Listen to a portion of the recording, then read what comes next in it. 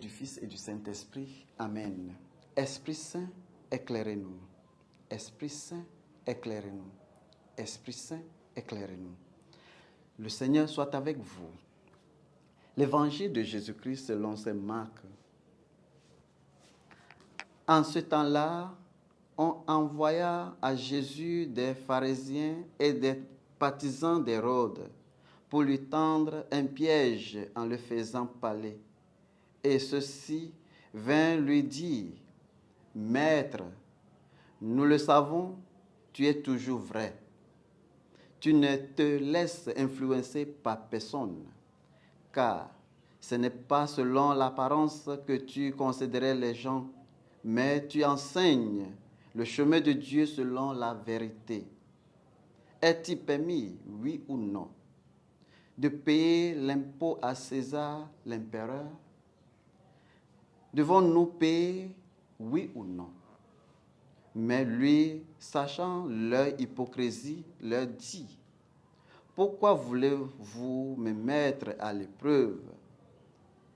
Faites-moi voir une pierre d'argent. » Ils en portèrent une. Et Jésus leur dit, « Cette effigie et cette inscription, de qui sont-elles? » « De César. » Répond-elle. Jésus leur dit, « Ce qui est à César, rende-le à César, et à Dieu ce qui est à Dieu. » Et il était rempli d'étonnement à son sujet. Acclamons la parole de Dieu. Chers frères et sœurs en Christ, nous sommes aujourd'hui le mardi 4 juin 2024, de 9e semaine du temps ordinaire année B.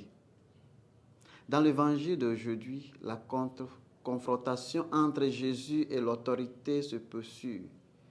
Le prêtre et le scribe avaient été critiqués et dénoncés par Jésus dans la parabole de la vigne.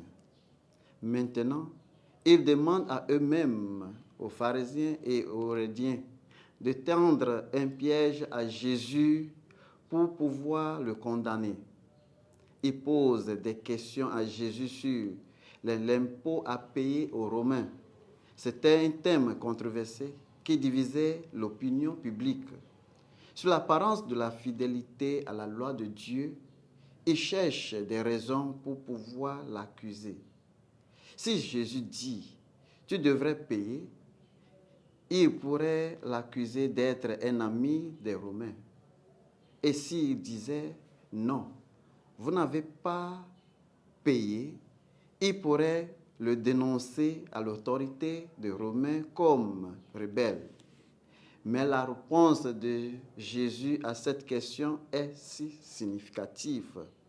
Pensons au tout début de la Bible dans Genèse chapitre 1.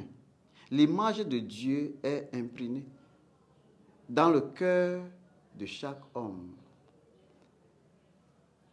En d'autres termes, César est peut-être digne d'une pièce de monnaie, mais Dieu est digne de notre cœur.